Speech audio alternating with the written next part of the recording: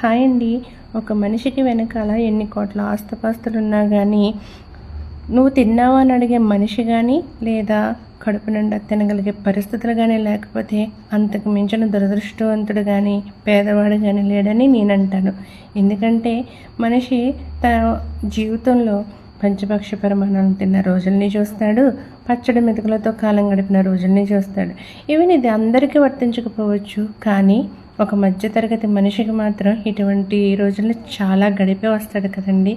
ఎందుకంటే తినగలిగే శక్తి ఉండి, తినాలనే ఆకలి ఉండి కూడా తినలేని రోజులను ఎన్నో చూస్తాం. కానీ అవన్నీ సంపాదించుకుని ఇక మనకేంట్లే హాయిగా కడుపు నిండా తిందామన్న రోజును మాత్రం తినడానికి సంపద కోసం మనం పోగొట్టుకున్న ఆరోగ్యం సహకరించదు. ఇది ఎంతమంది ఒప్పుకుంటారండి? నిజమే కదా.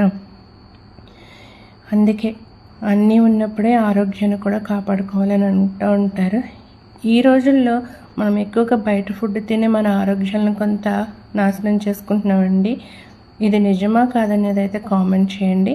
మీకు నా వీడియో నచ్చినట్లయితే లైక్ చేయండి. Bye bye.